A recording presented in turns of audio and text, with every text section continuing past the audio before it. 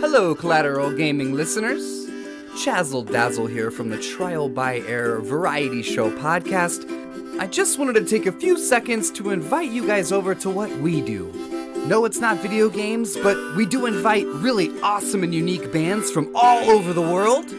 We dig deep into their souls and find really cool stories to tell you, and there's tons of music every week, so subscribe to us wherever you subscribe to your podcast. We look forward to having you. I'm Ashley Chancellor. And I'm Beau Maddox. This is Collateral Gaming.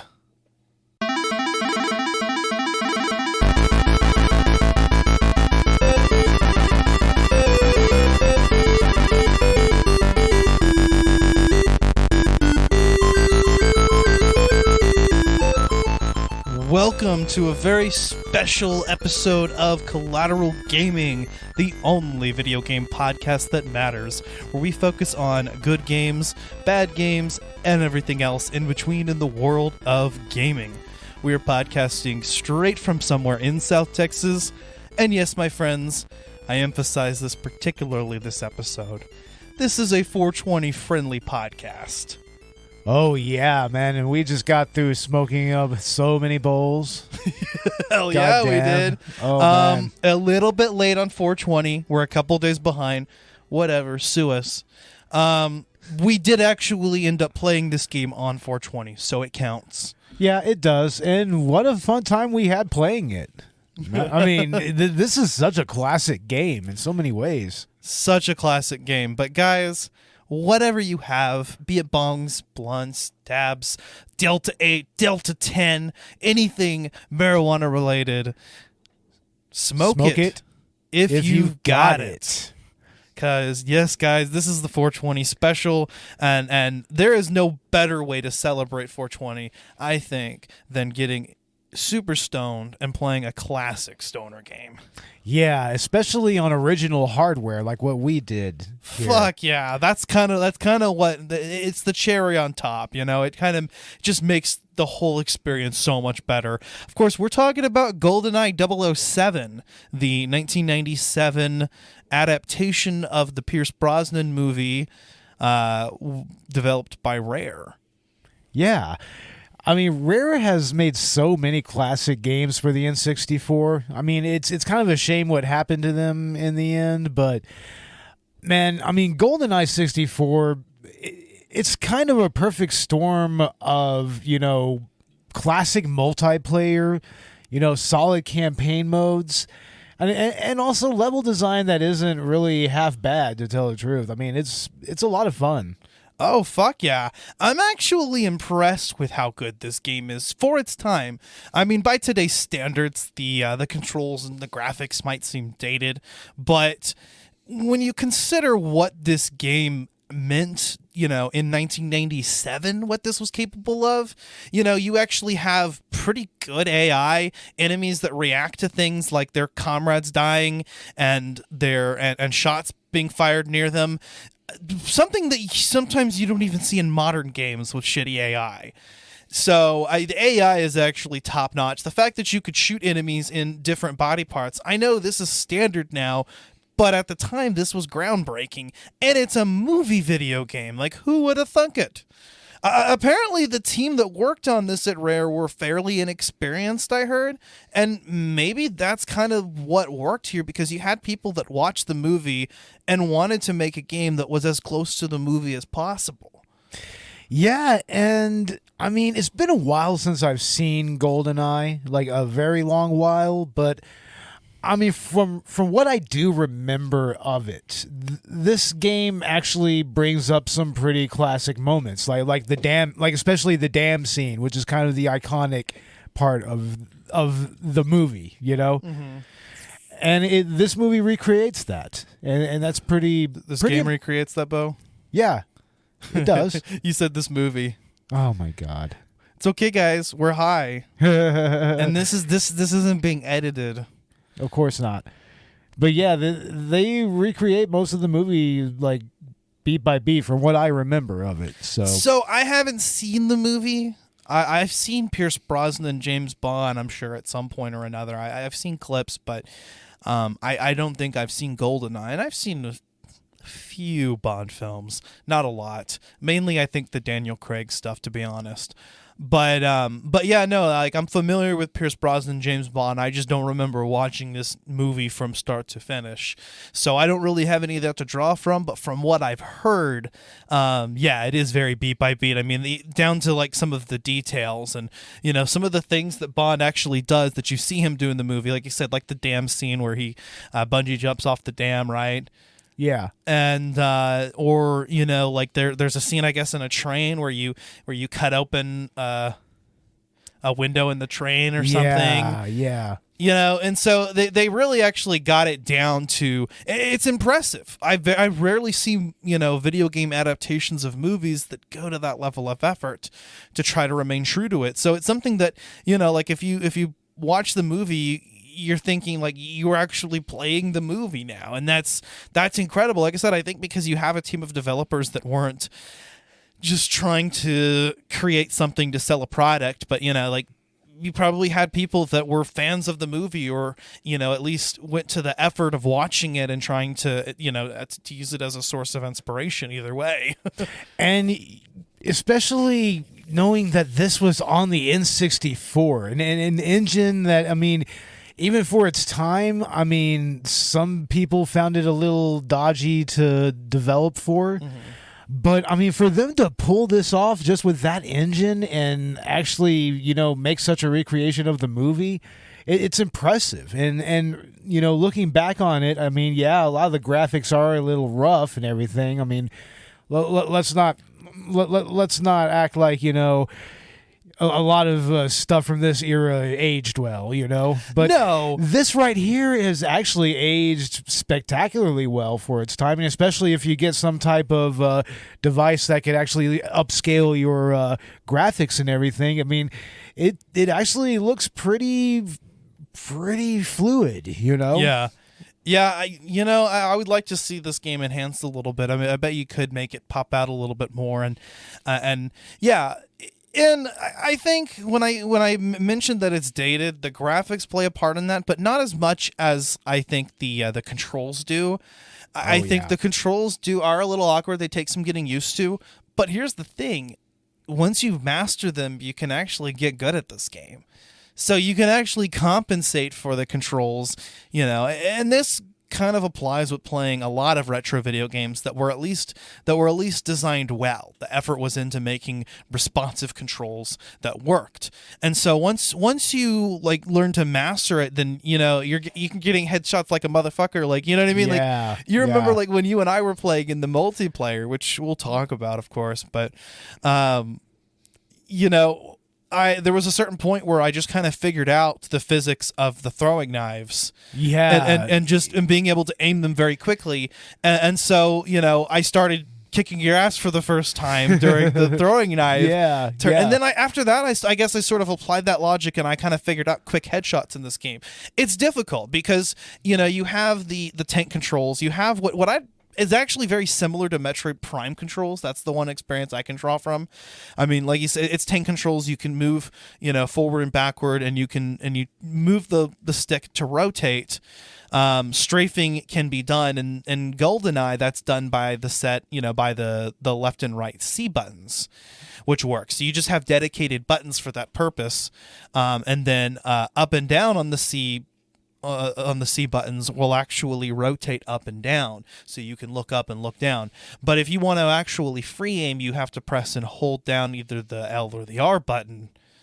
And so, and you have to stand still while you do that. Metroid Prime did the same thing. You have the general tank controls, the ability to, it's moving back and forth and rotating, but if you hold down a button, you can strafe left and right, and then of course, if you hold down another button, you're going to put yourself in the free aim mode, but you're standing still while you're doing it. That's difficult. That's the part that really that's really difficult. I mean, you can kind of adjust for the tank controls. You get used to them after a while. They're a little awkward at first, but it doesn't take long to get into it.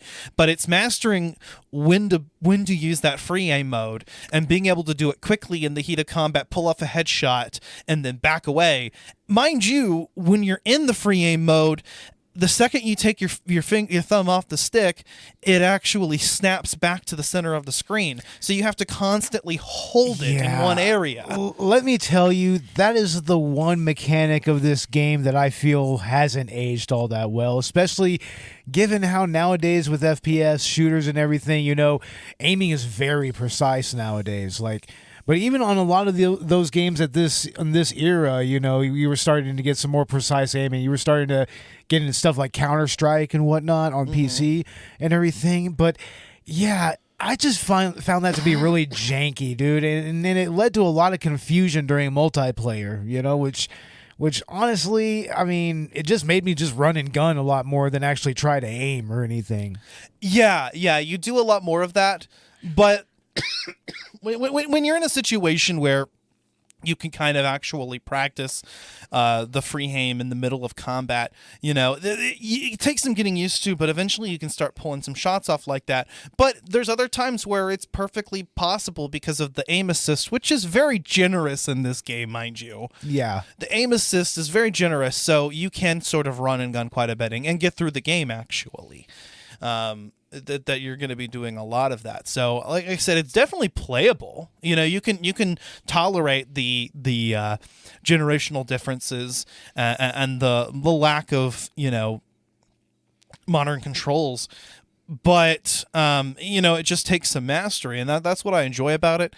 I will say though, a port of this game coming over to like say the Nintendo Switch or even other consoles would be great. I would love to play this game, maybe remaster it, but otherwise just kind of leave it alone and port it with modern controls.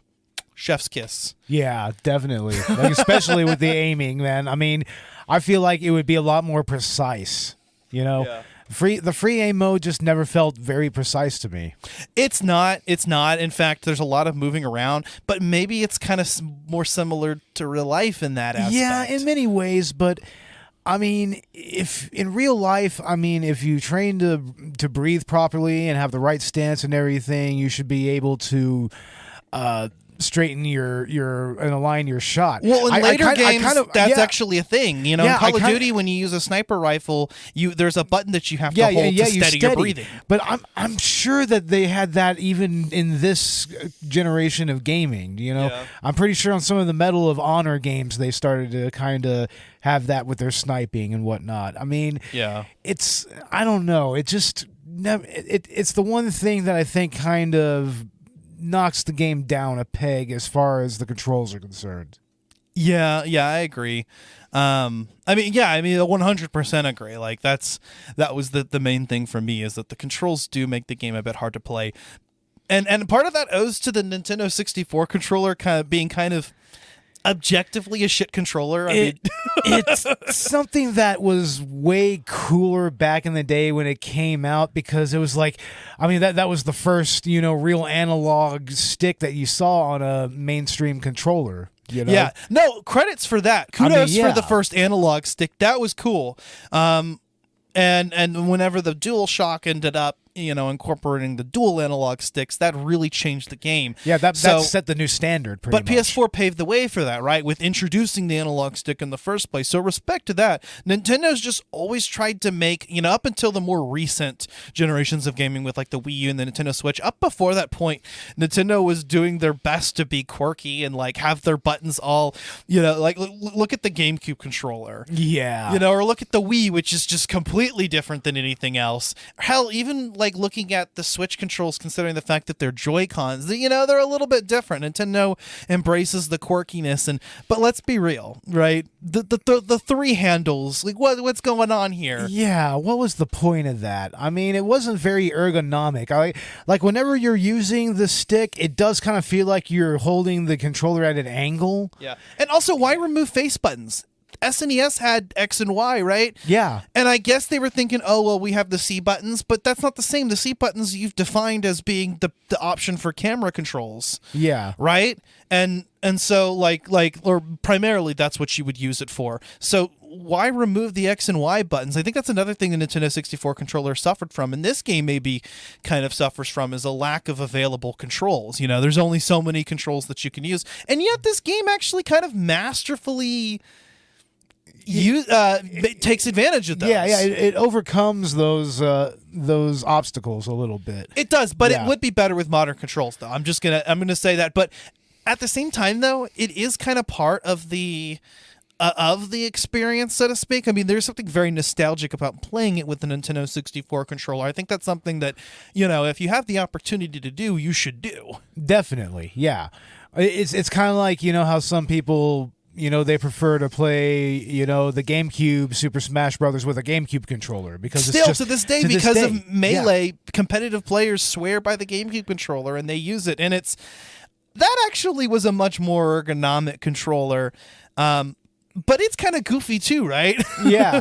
Like, for instance, the C buttons are actually a joystick all of a sudden. But it's a smaller, not as good joystick. Yeah, it's not like a true analog. It's not a true analog stick. Yeah. And so and you've got like the weird face buttons, the big looking A. But then again, it kind of worked because, now you had a button that was just more obviously an action button. Yeah. But with the Nintendo 64, something that I kind of struggled with was a lot of the buttons also look alike. Like, I'm not ever quite sure whether I'm hitting A or B. I haven't really, that hasn't reinforced in my mind yet which one's on top and which one's bottom. It doesn't help that the colors are green and blue instead of green and red like everything else that came after. yeah, right. But so I constantly had the issue of like accidentally like changing my weapon instead of reloading and shit, and not remembering which button's the interact button. Well, all I gotta say is wait till you actually pick up and play a Dreamcast controller if you haven't before. I've seen a Dreamcast. I don't think I actually played with it, but those controllers are weird, very weird. Like, instead of an actual memory card, you have that little VGA memory device. It has like a little LCD screen on it and everything, and it was very strange. Like, it's difficult. Like it had a single joystick, but it wasn't really that good. Like, I mean, the controls for something like Soul Calibur was pretty okay, but yeah. But I mean, GoldenEye, to its credit, was just it's so technically impressive. I think it did everything it could with the hardware that it had, and it works really well. This really set the precedent for first-person shooters. I mean, it wasn't the first. We had Wolfenstein and Doom before this, but those were very proto first-person shooters. Like, I mean, the point of those games is run and gun gameplay. It's not as nearly as strategic as, say, GoldenEye. GoldenEye is where you really started at first, and also to a degree, like something like Medal of Honor. That's where you first started to have a little bit of actual strategy in what you were doing. Or getting into Rainbow Six, where you actually had like tactical gameplay. I mean, you really started to see that type of element of first-person shooting, strategy being used, and you see how that's evolved into like the Call of Duty games or the Halo games. It's, you can kind of make a straight line between, games like this and games like that. Yeah, true.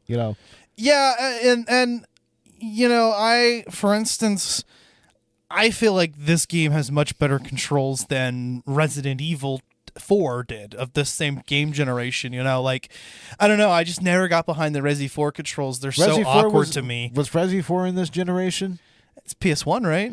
No, or is it PS2? Resi 4 is PS2. You're right, it is PS2. Yeah. Resident Evils 1 through 3 is in this. But see, I'm okay with Resident Evil 1 through 3 because they aren't as action focused, and the controls work for what the game is. But I remember playing Resident Evil 4. Okay, so a game that came after this, generation-wise, further emphasized my point. Yeah, the controls in that are just weird to me. And for a game that came out on the PS2, now, like, I think I forgave it originally because I thought like, well, this is quirky. There probably wasn't anything better at the time, but there was before that. Well, you have to remember that Resident Evil 4, that originally came out on GameCube, so a lot of the controls were very GameCube-centric. You're right, that did come out on the GameCube. But see, here I'm talking about Metroid Prime. Metroid Prime worked. Metroid Prime never felt awkward to me. Yeah. So, I don't know. We're getting off topic, but we're high as fuck, so... Yeah, right. Let's talk about the multiplayer a little bit, because... Oh, yeah, the fucking multiplayer. Man, we were having a little bit of a blast there. man. We were, man, and that I think that's the ultimate like stoner experience right there. Because coming into this episode, there's probably been a dozen and one, podcasts that have talked about GoldenEye. So, but we're gonna try to bring the maybe not unique experience, enlightening experience of playing GoldenEye while being extremely high. On original hardware. On an original N64 with N64 controllers. And core to that experience is the multiplayer. Yeah. I mean, and that was what really made GoldenEye so revolutionary, is that's really the first-person shooter that had multiplayer like that outside of the PC. Yeah, like, and you had motherfuckers had to set up cardboard dividers so that you don't screen shoot. Yeah, exactly. No. Here, I mean, you had split screen multiplayer action, 4-on-4 usually, or you could do 2-on-2, and I mean, you're relegated to that screen, and you make do with it, man. And it's like that's just how gaming was back in the day, and to me, it was just so much more of a primal and more intimate experience back then. Definitely. When you're in a room with 4 motherfuckers and you're playing something like Smash, or you're playing like GoldenEye 64, I mean, it's a competitiveness that I think kind of translated from like the arcade generation a little bit. That type of competitiveness that that was the original type of multiplayer gaming right there, was arcade gaming. Yeah. So I mean, that was where you had those first real types of competitive bouts, with like fighting games and also with shooting games and racing games and whatnot. Like, I mean, for fuck's sake, there's motorcycle racing games that are like multiple motorcycle kiosks set up, and it's like almost like 8 players in one race and everything. Yeah. So I mean, that kind of translated well over to the console, and that was like the first time that we were able to do that. Mm-hmm. I mean, except for maybe the more primitive LAN parties that people would have back in the day, which you could totally do with an N64 and with a PS1 mainly. Like PS1s were very LAN friendly. Like you can, like if you had a bunch of copies of Duke Nukem Total Meltdown, like yeah, you could totally play Duke Nukem multiplayer on like with like 16 players or whatever. Well, and at the time, the Nintendo 64 was the superior hardware. That was the first console that was not only 64-bit graphics but had 4 slots, and they had the analog stick. Yeah.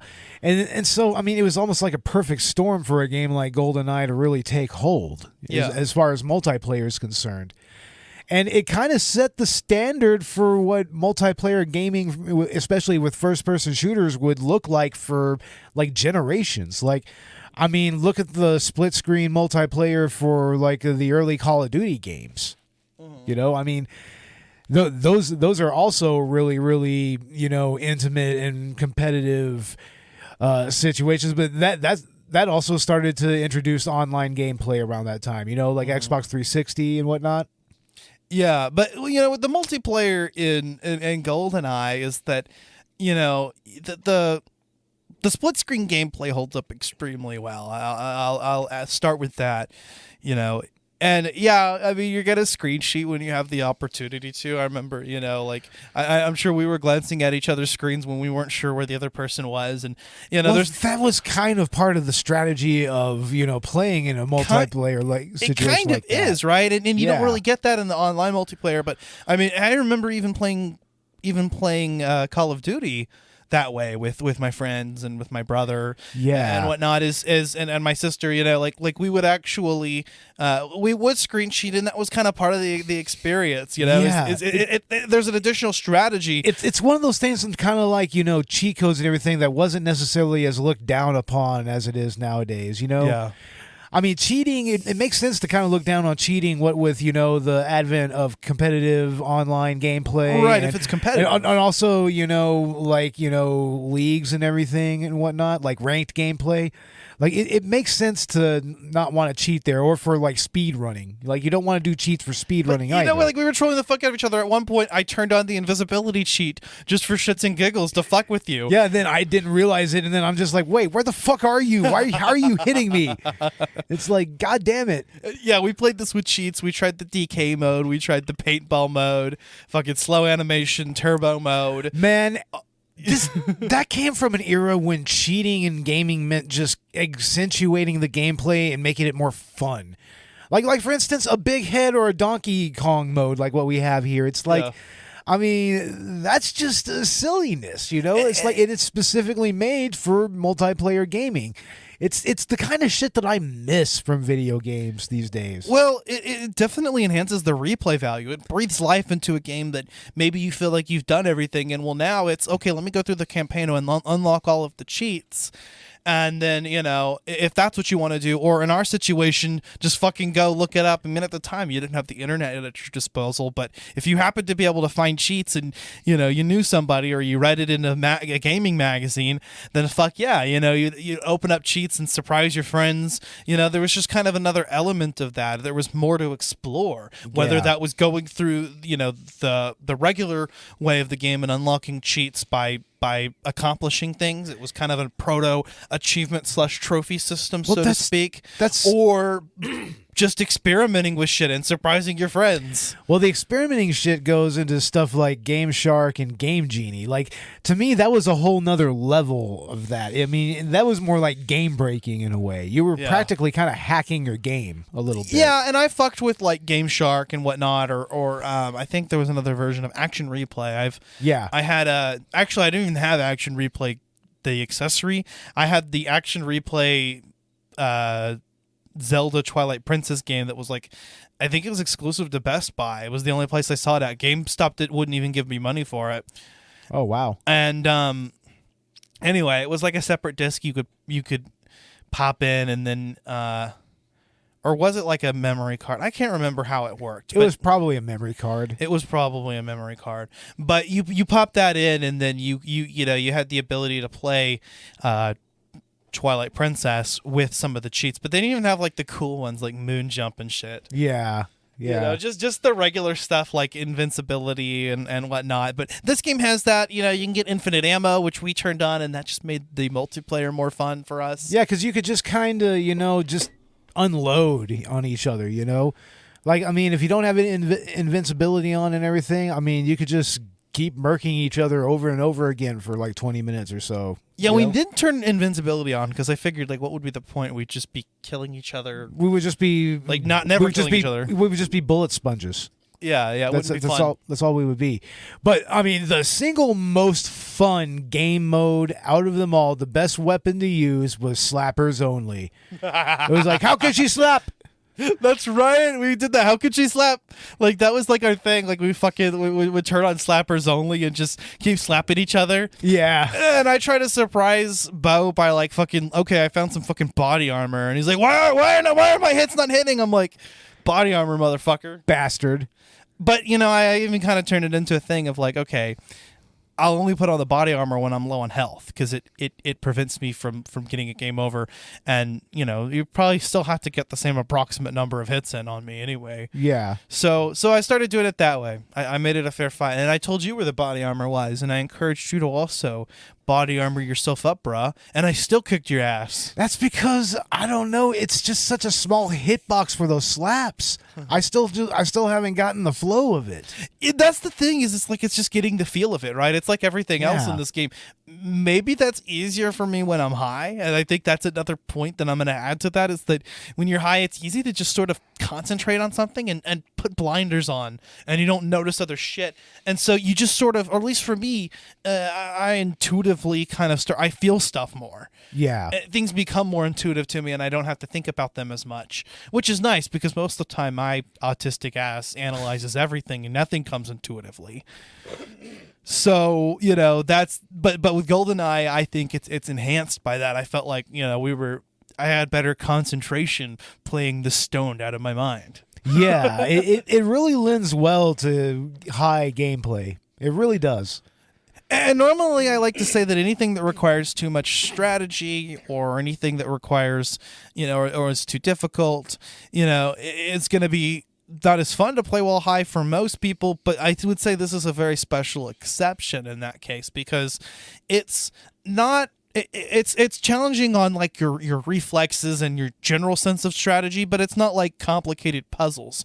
Now, me, I like to play even that shit while I'm high. Don't get me wrong. Like I'll play, but I'm never gonna recommend Zelda as like a good stoner game, because I don't, my brain's not like other people. This I do wholeheartedly recommend as a stoner game for anybody. Yeah, and it was a stoner game even back then. I mean, it just completely like took gaming by storm, especially when it came to stone gaming, which. I'm going to tell you the truth. In that particular generation, I wasn't really smoking weed at all at that time. So I never really got to experience it back in the day, like while high. But, experiencing it now that I'm almost in my 40s and, I've been smoking weed for a little while. It's like, it's a different experience altogether. Yeah, and I think that's going to be the same for a lot of our listeners, is this is something, you played in your childhood. So it's not something that you probably were high while playing. But, maybe if you were fortunate enough to be college age whenever this came out, then, this probably was, the perfect game that you'd see in like fucking, college dorms with that entire aesthetic. But otherwise, you likely didn't play this while stoned, right? But now this would be a great time to revisit that, and that's maybe what we're trying to say here. Is it's a good time to, if you have original hardware, fuck yeah, do it. Definitely. And you can pick this game up for like $20 if you don't have that for some reason that I couldn't fathom, like Robert not having Ocarina. Yeah, what the hell is that? And right? even if you don't have original hardware, right? I would recommend playing this, emulating it if you can. N64 emulation is pretty widespread now. I mean, you don't even have to have a good computer for that shit. You can.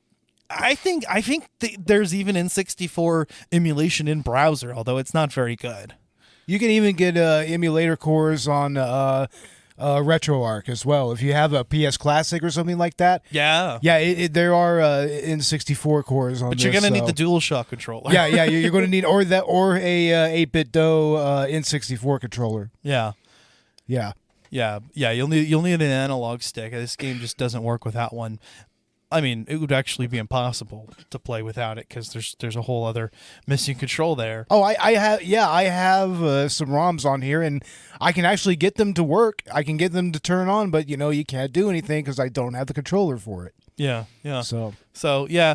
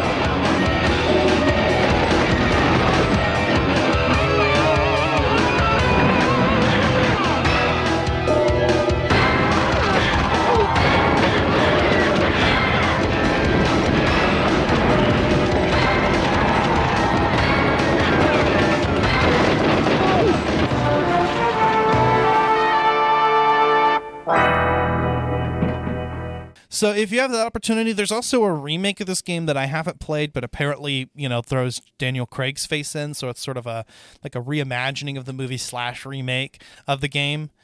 So that's actually kind of cool that they actually made it Daniel Craig. I think that's honestly, that was honestly a good move on their part. The reviews aren't as spectacular though, So I've heard. Yeah. I never really got around to playing it, so I can't really say one way or the other. But it's a remake that came out on the Wii, and then it was later ported to PS3 and Xbox 360. So I think it might even be on Game Pass or. So it was on the Wii, huh? Yeah, it was. Do you think that maybe the motion controls had something to do with the bad reception? Maybe.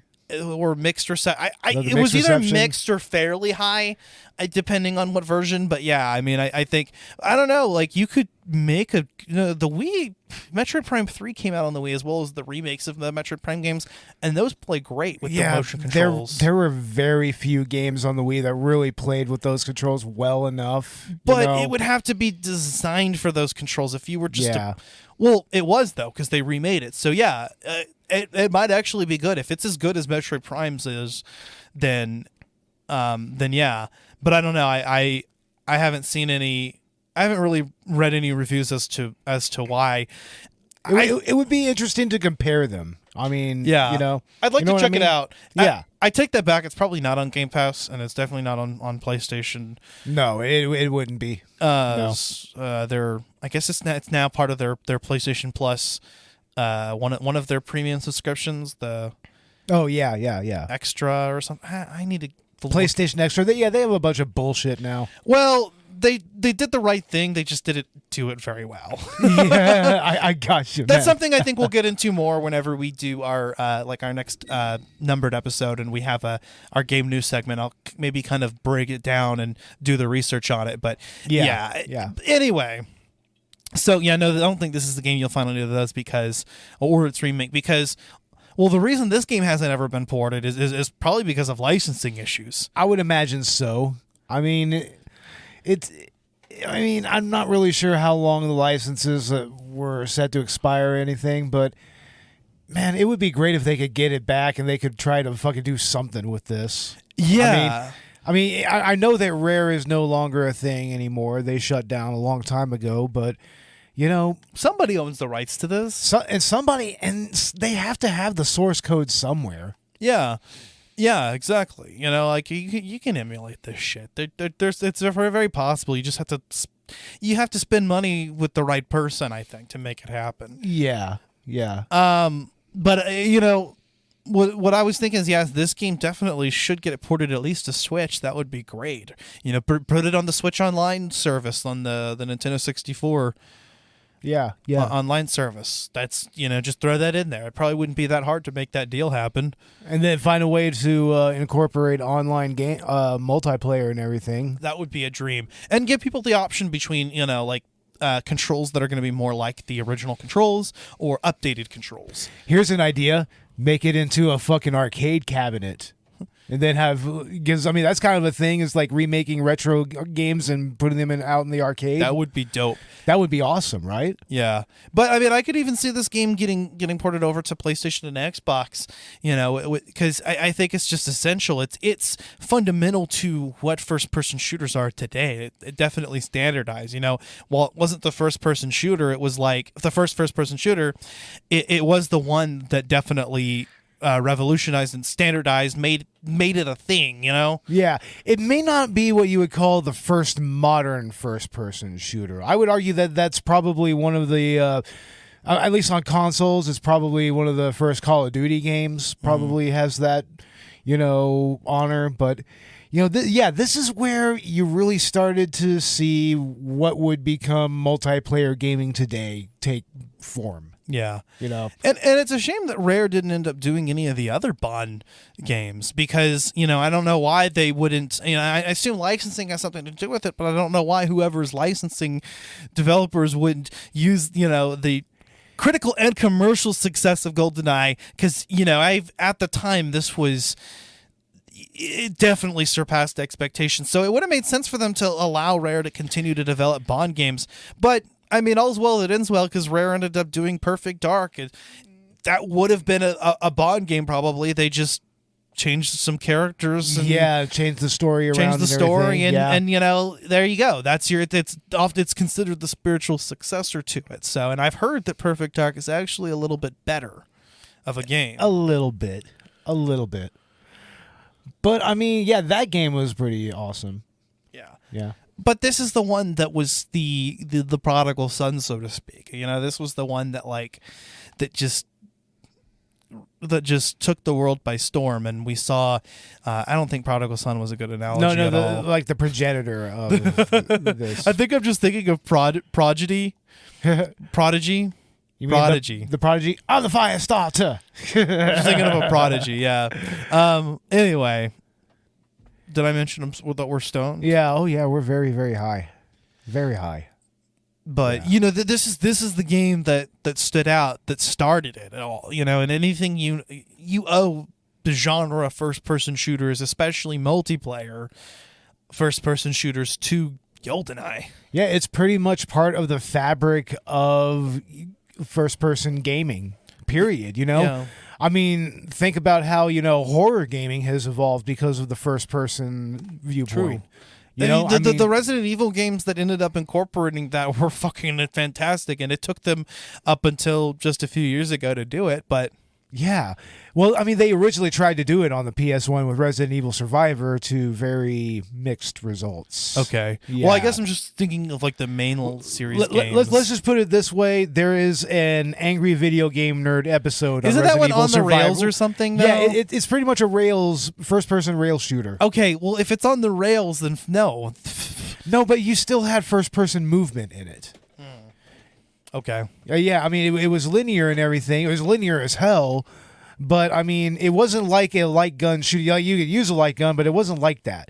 Okay. Like, you could still have some free movement there. So, technically, it was a first-time, first-person Resident Evil game. Okay, gotcha. So, it was an early attempt at it, at least. Yeah, Resident Evil 7, Biohazard, and Resident Evil Village actually did that much better. Yeah. But yeah, and around that time when Survivor came out, by that time Resident Evil Code Veronica was already out on Dreamcast and was already like completely redefining the series in its own right.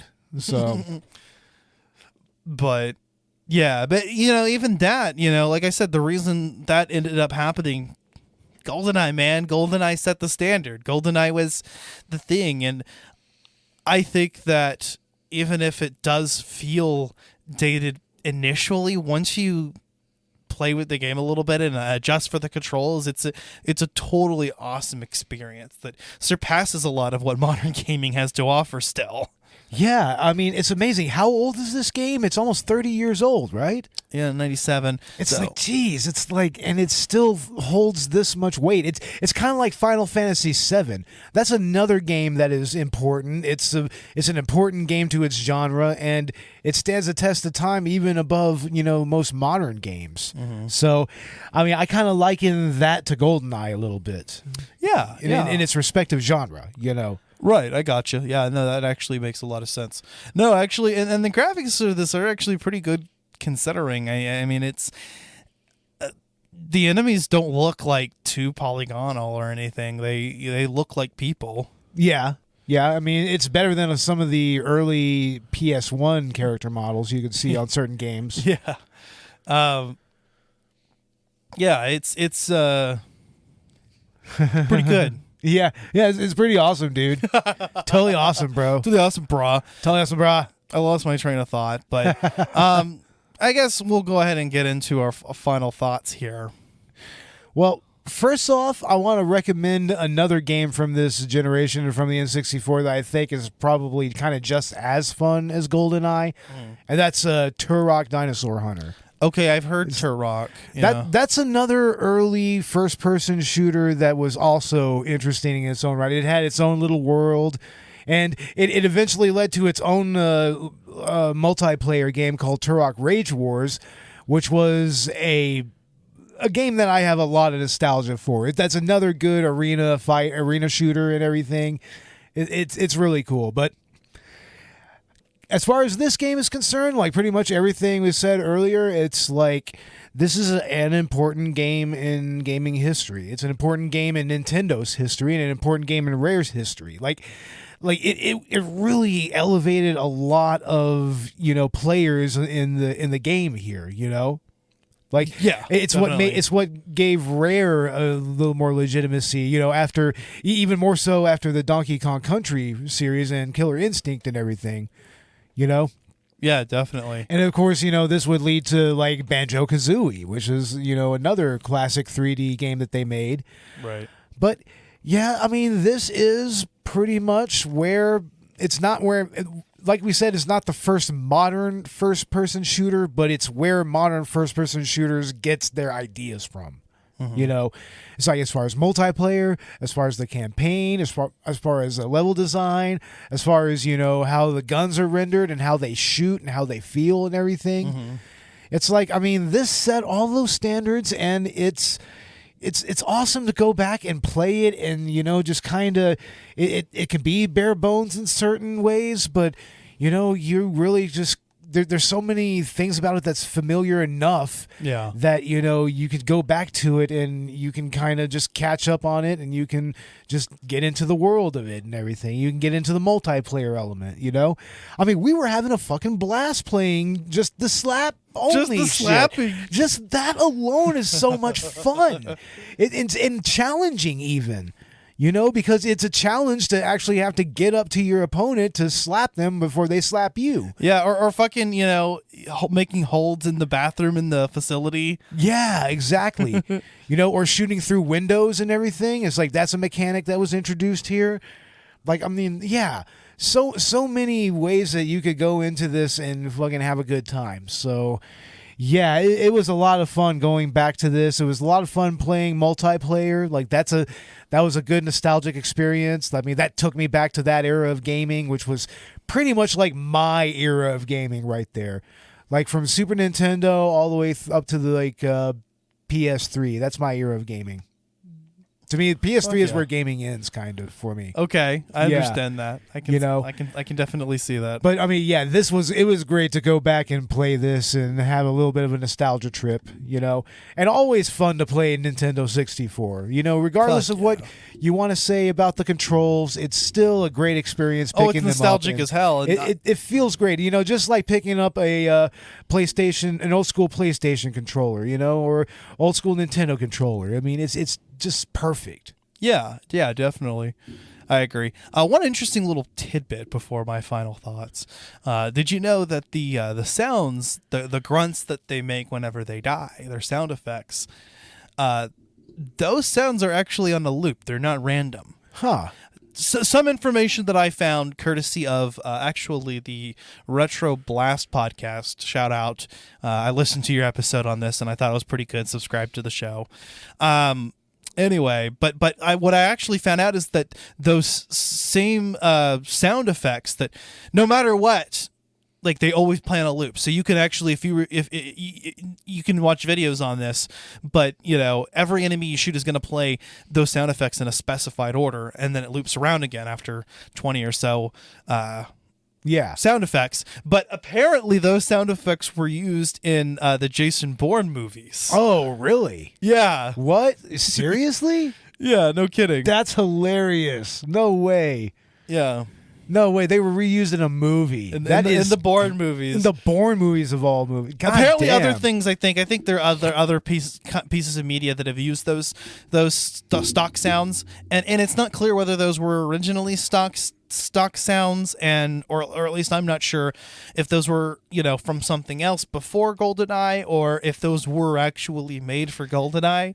But either way, that is pretty fucking cool. That is interesting. It's almost kind of like a lost media thing. It's like, where did that shit actually come from? You know, it's kind of like we know where the Wilhelm scream came from. Yeah. We know where that came from.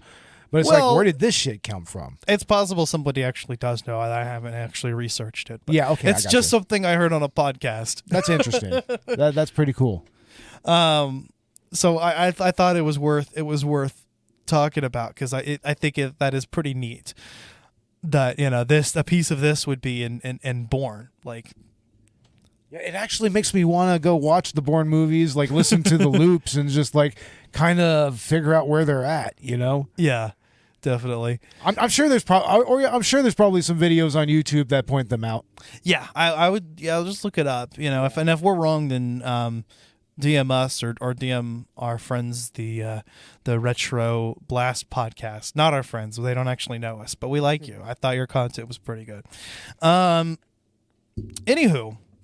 So I guess that's just about it. My final thoughts with GoldenEye.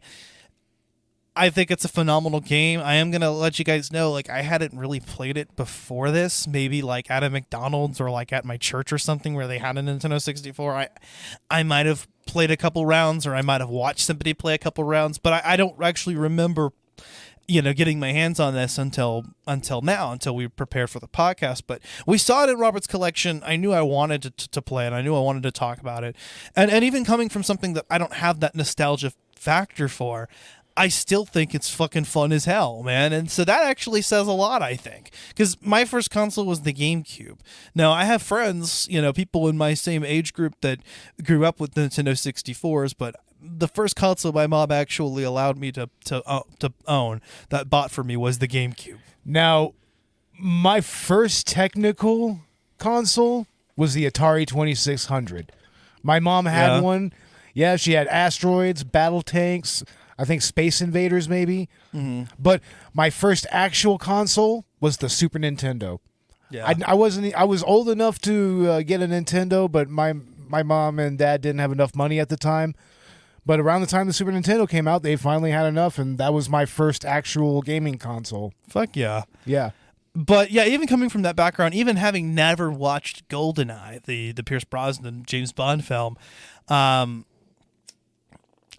still really thoroughly enjoyed this. And I bet the enjoyment is even more, when you have that nostalgic factor, or you have that connection of having seen the movie. I mean, I think that's something for a lot of people growing up, is something that you can't really take away, is their experience with this game, their memories of this. And that's phenomenal. It lives on in the hearts of people. Even if you don't have a chance to play GoldenEye, you do. You can just emulate it. But even, you know what I mean? Like, even if you don't do that, I think there's something in it that a lot of our listeners can remember GoldenEye and kind of have fond memories of that, and think, yeah, fuck yeah, that would be a fantastic game to play while stoned, and I hope you do it. Yeah, definitely. It was a lot of fun getting high to play this. Rolling blunts even to play it. Yeah, and I can just recognize that, I was pleasantly surprised by how modern this game is, given the era. Like, it has its quirks, it has its difficulties, but the fact that the AI and the AI was pretty good. The controls are actually responsive. As long as you have good hardware, and you can pick up a Nintendo 64 controller for $20. Yeah, at your local game store, and you can get a decent one, that has a more responsive joystick and everything than original hardware controllers. So yeah, definitely look for one of those. We went over to Game Over. Yeah, what brand of controller did we get? There's the box right there. Let's give it a little shout out. Like, it's what brand? A Captain Premium controller. Nice. From Hyperkin, I guess. From Hyperkin? Okay, yeah, I think I know what that is. Yeah. Okay, so, and we bought this over at the Game Over by 1604 in Bandera in San Antonio. That's a pretty cool store. All the employees there are friendly, and they do try to upsell you, but it's shit that you actually want. Yeah, I have a little bit more money. Like, they talked about, they showed us the Super 64 enhancer. Yeah, that was really cool. They even showed us an example on YouTube of the difference between just regular composite and this upscaler. Yeah, and it was like, wow. And I'm pretty sure they had GoldenEye. We didn't need it because we have it, but we picked up another controller. I saw a Perfect Dark there. I saw a Nintendo 64 there. Yeah, dude, we need to pick up Perfect Dark, like 100%, and we need to track down Conker's Bad Fur Day. Oh, fuck yeah. So I actually have played that game on original hardware. Nice. I was over at someone's house, and I had the pleasant experience of being able to play that while incredibly stoned. Did you wait a second? That's the Nintendo 64 game that we really should be talking about on 420. No shit, dude. Yeah, maybe next 420 that needs to be a thing, and I will definitely play that game and fucking be on that episode, because fuck yeah, man. I mean, yeah, Conker's Bad Fur Day. That's a great game. And great story behind that game as well. Yeah, maybe we should just make the whole month of February just 420 shit. Maybe. Yeah, because I know, because we were also talking about April, not February. April. Did I say what? You said February. Shit. Dude. April, the whole month of April, and I think what we had planned was Super Smash Brothers. Yeah, and that's also a good stoner game. Totally. Yeah. From the N64. And isn't it funny that there's a lot of good stoner games from the N64? Yeah. Isn't it kind of interesting? But we were actually, I was saying, if we're talking about Smash, it makes sense to kind of just go ahead and talk about Smash Ultimate, because it's objectively the best. Yeah. But I will say that Conker's Fat Bad Fur Day would actually be even more fitting. Yeah. So we should definitely do that, and then maybe also do Smash and just make the whole month of April both episodes. That'd be cool. Awesome. That we might as Fuck well. Yeah. Fuck yeah. But we should probably we could probably do that in Collateral Cinema too. Just go ahead and do a. Well, that's kind of what we used to do. What's what we used to do? Yeah. Until we kind of scaled it back to one episode, but I don't know. But we do one episode and we do one director's cut episode. So Yeah. you know what? That's probably what's going to end up happening. Yeah, we're probably going to have to. Probably going to do be a it- bonus round. One of those is going to be a bonus round. I think Conker's Bad Fur Day should actually be our 420 special, though. Yeah, and then next April. There you go. You heard it here, folks. All right, there you go. Yeah, next April, Conker's Bad Fur Day. We'll make it happen. Fuck yeah. Fuck yeah. We may as well go ahead and try to track down a copy of it. Yeah, for real. That'll be a lot more. That'll be a lot more cheaper than anyway. Yeah. Alrighty. So, anywho, what's going on with Collateral Cinema, Beau? We are currently releasing our 420 episode where we talked about Evil Bong. We finally got Robert on the fucking episode, finally. Yeah, and we finally got the episode out yesterday as of the time of recording this. Yeah, so if you haven't heard it yet, go ahead and listen to that. And we're about to do our season finale. We are going to do Sidekicks, directed by Aaron Norris, starring Chuck Norris and Jonathan Brandis and Mecco. And also Beau Bridges, too. There's a Beau in this fucking movie. Nice. And it's not Beau Derek, thank God. No, thank goodness it's not Beau Derek. Oh, Lord. Yeah, there's just going to be random fucking naked 14-year-olds all of a sudden. It's not going to be good. It'll never be good. Not at all. No.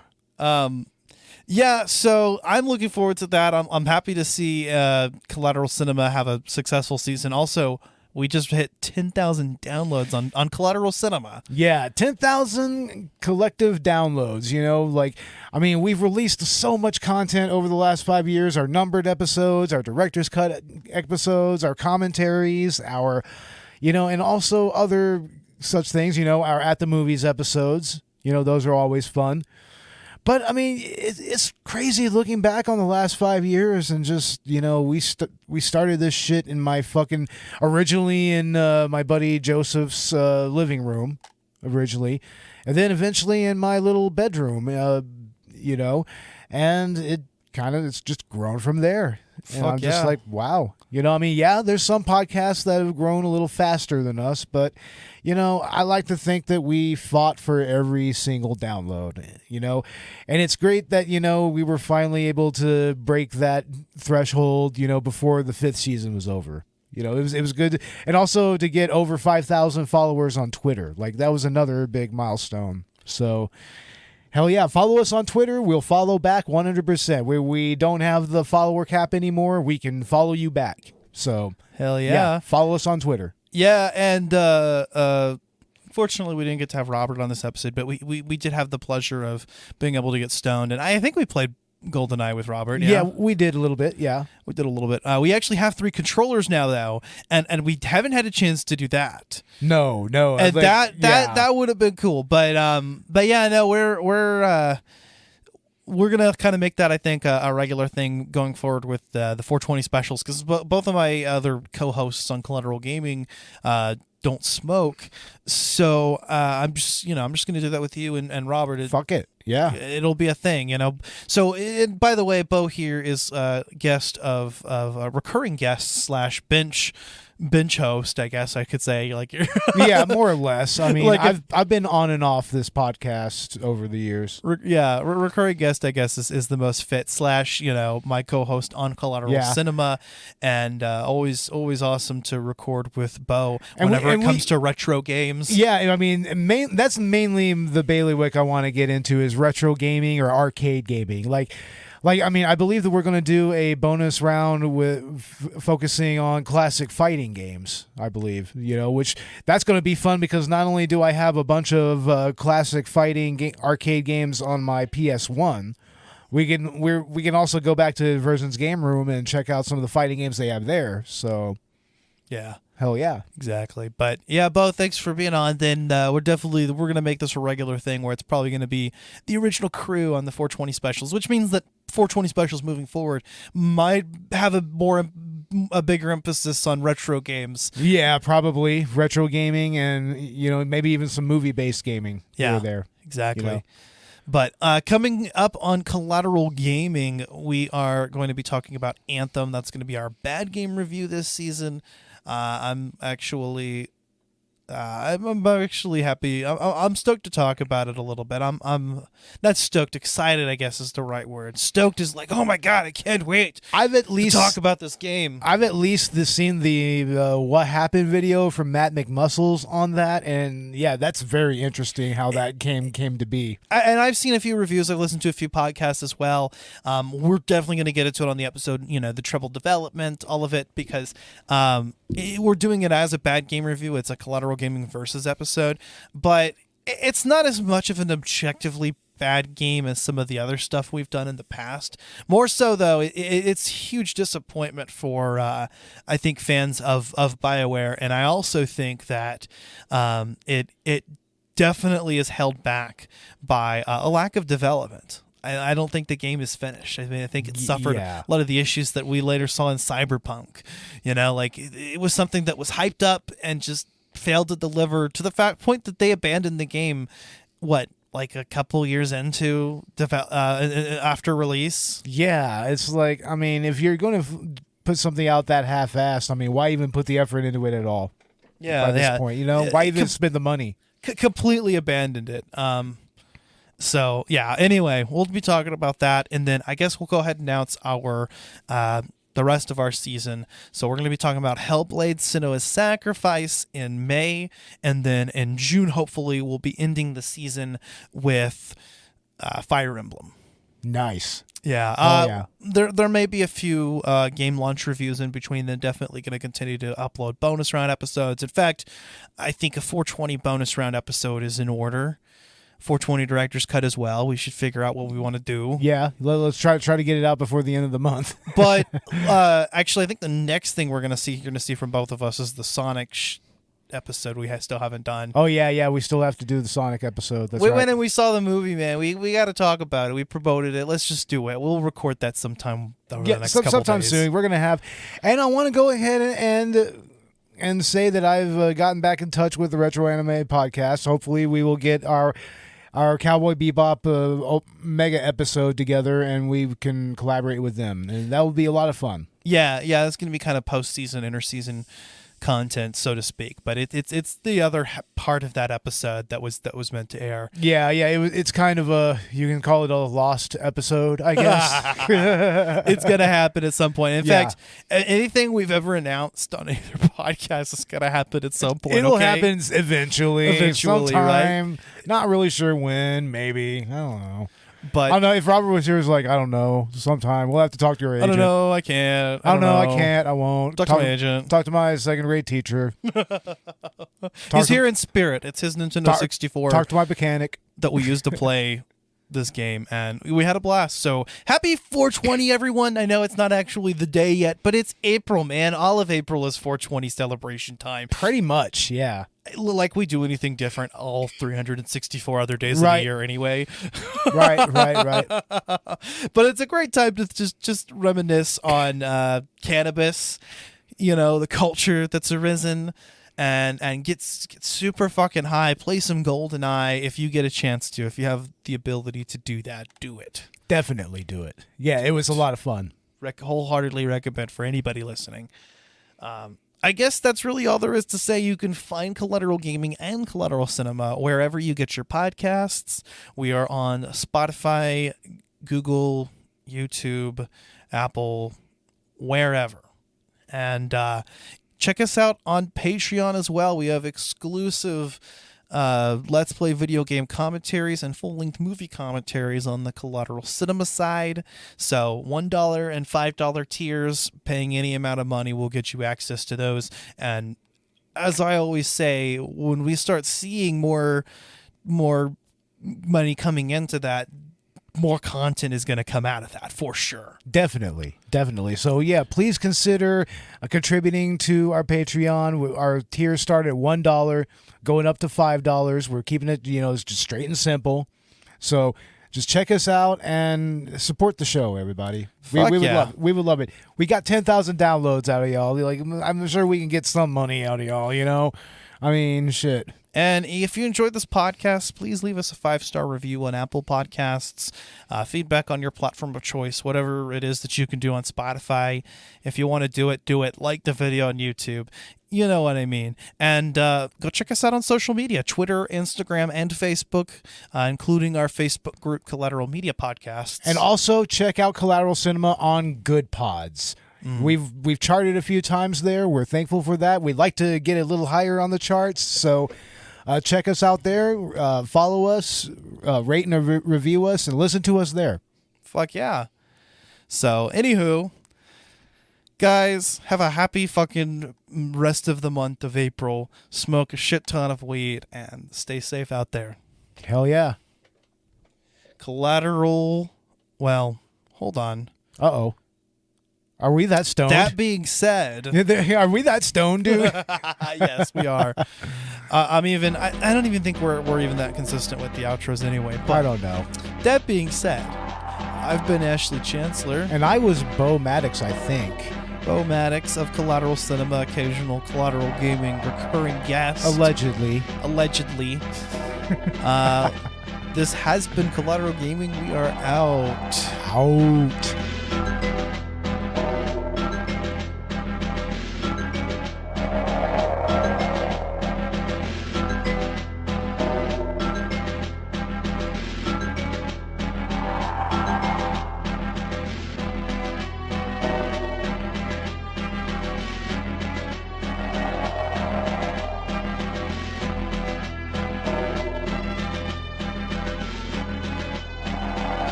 Collateral Gaming is a Collateral Media podcast. All music and game clips are owned by their respective creators and are used for educational purposes only.